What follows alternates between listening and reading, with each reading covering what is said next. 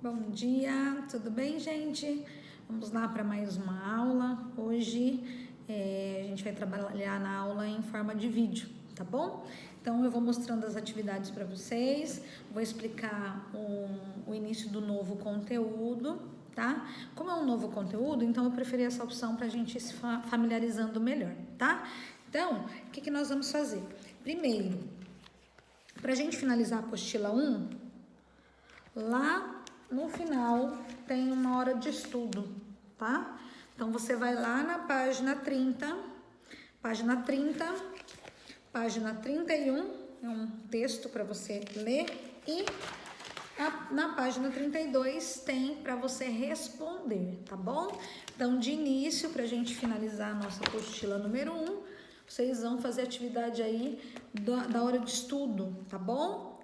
Do final aí da apostila. São as páginas 30, 31 e 32. Vai lá, anota no caderno, não esquece de colocar a página, qual que é a apostila, para depois a gente não ficar perdido, tá bom? Na próxima aula eu mando o gabarito para vocês conferirem as questões de alternativa, beleza? E agora, com a nova apostila, eu não sei quem já pegou, quem não pegou, dá uma ligadinha lá na escola, combina para você retirar, é o volume 2, tá bom? E aí a gente vai começar agora a unidade 3, tá bom? Que vem falando lá, quem não tá com a apostila aí na mão, depois é para retirar, se for necessário vai anotando algumas coisas, tá bom? E quem tá com a apostila, já dá para ir acompanhando aí comigo, eu sempre vou falando as páginas, do que se trata, e aí a gente vai conversando, e a mesma coisa, tá? Se tiver dúvida, manda mensagem para mim. Pode ser no privado, pode ser no grupo que você achar melhor, tá bom? Lembrando lá dos horários de atendimento, que às vezes manda depois, aí eu demoro para responder por conta das outras escolas, mas aí fica atento lá aos horários, segunda, quarta e sexta, que sempre que possível eu vou respondendo, tá bom? Então, no capítulo 3 aí da apostila 2, vem falando assim, a arte das antigas também é moderna, tá? Então, vem trazendo lá, primeira coisa, vem trazendo algumas imagens relacionadas ao Egito e também umas imagens mais contemporâneas, como capas de CD, por exemplo. Então, vem trazendo que, mesmo depois de um longo período dessas artes, elas sendo muito consagradas, muitas pessoas utilizam dessas ferramentas porque são coisas conhecidas para chamar a atenção das pessoas, né? Então, a gente vê, igual aqui trazendo, né, capas de CD, vem trazendo lá a imagem de um museu que tem lá trazendo referência às pirâmides de Gizé. Nós temos ali obra dos Estados Unidos, né, que vem trazendo lá as pessoas que lideraram os Estados Unidos, vem trazendo ali na capa de um CD. Então, quando você olha, você fala assim, nossa, eu já vi isso em algum lugar. E o nosso cérebro acaba remetendo, né? Muitas vezes a pessoa não sabe o nome, não sabe aonde fica, mas por você saber implicitamente, né, lá no fundinho, que você já viu em algum lugar, aquilo acaba te chamando a atenção. Então, essa é a intenção das pessoas que trazem à tona, né, essas obras de arte para fazer com que as pessoas tenham uma atenção, né, virada para aquele item ou para aquele produto.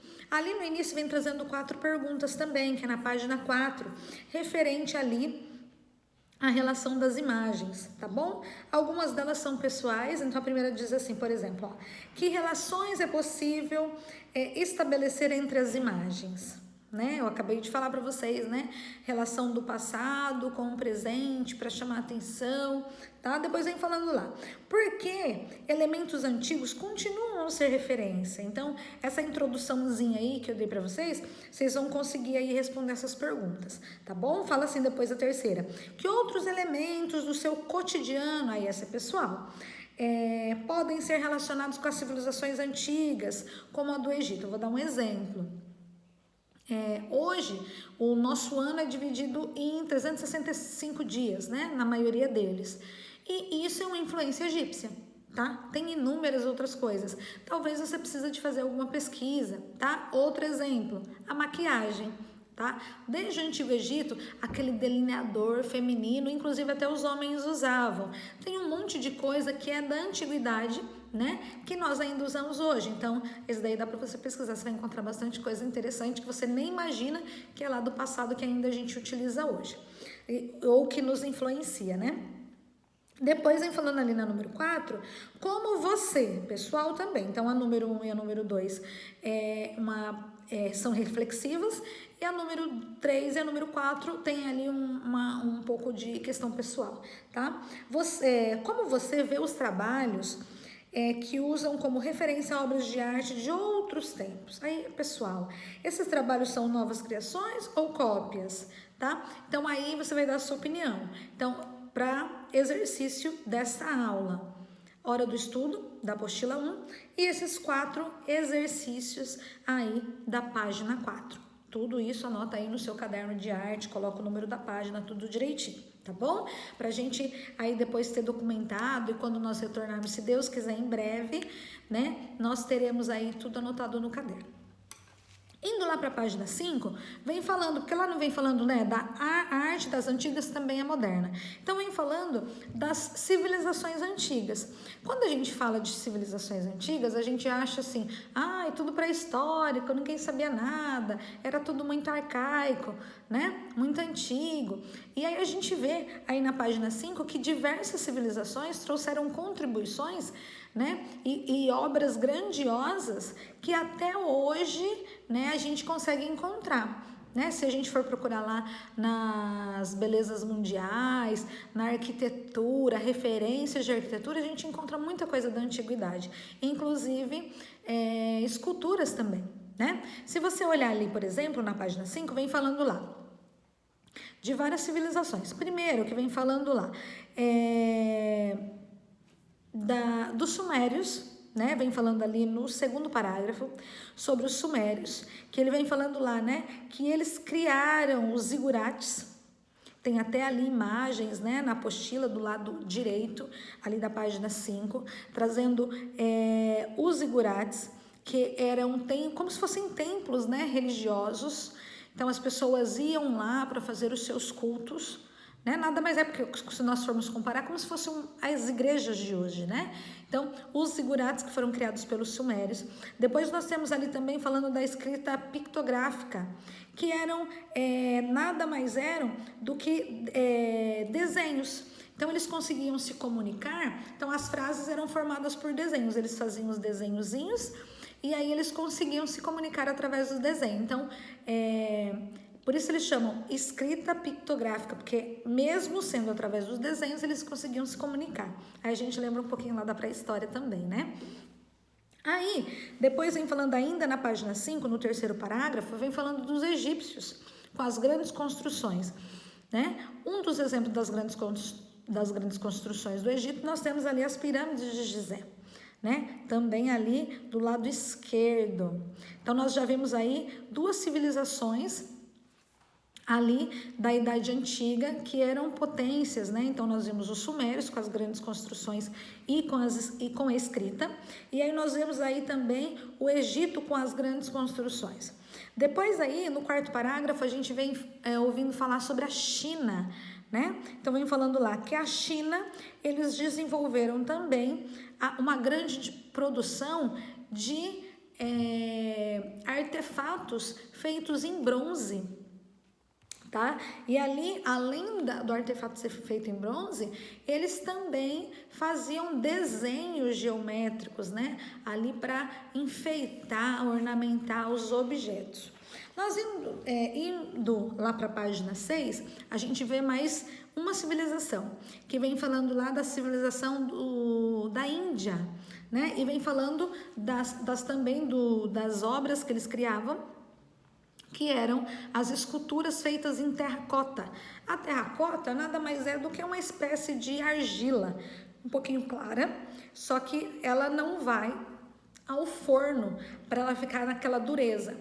Não sei se vocês lembram de uma atividade que nós fizemos no laboratório, que nós utilizamos a argila, né? Algumas pessoas levaram uma argila mais clara, algumas levaram uma argila mais escura, mas depois que ela seca, ela fica com o mesmo aspecto, tá? A terracota é aí a irmãzinha, prima da argila, tá bom? Vai trabalhar ali com a modelagem, como se for argila. Quem fez viu, né, que é um pouquinho complicado. Então, quando você olhar ali a obra, na página 6, quando a gente olha, a gente nunca trabalhou, a gente tem uma visão. A gente fala assim, ai, fácil, nossa, que negócio feio. Mas quem já trabalhou, né, quem estava no dia que nós executamos a atividade, a gente olha agora com outro olhar, né? E a gente fala assim, nossa, eu não conseguiria fazer. Ou, nossa, que difícil. Porque a gente tem uma visão diferente e a gente sabe o quanto é trabalhoso para trabalhar com argila, para emendar, né? Apesar que quando chega o resultado final a gente acha fantástico, porém é bem trabalhoso. Então, assim, os trabalhos dos indígenas eram muito bons, levando em conta ainda o tempo, né? Em média 4.000 anos. Então, assim, para a época era muito mais do que bom, né? Aí, continuando, vem falando lá na página 6 também, arte antiga, aí vem trazendo os desenhos egípcios. Além dos desenhos egípcios, vem trazendo também lá no fundinho algumas escritas. Nós temos 2 imagens na página 6, que lá no fundo da pintura nós temos algumas ilustrações, alguns desenhinhos, que nós chamamos, né, da escrita.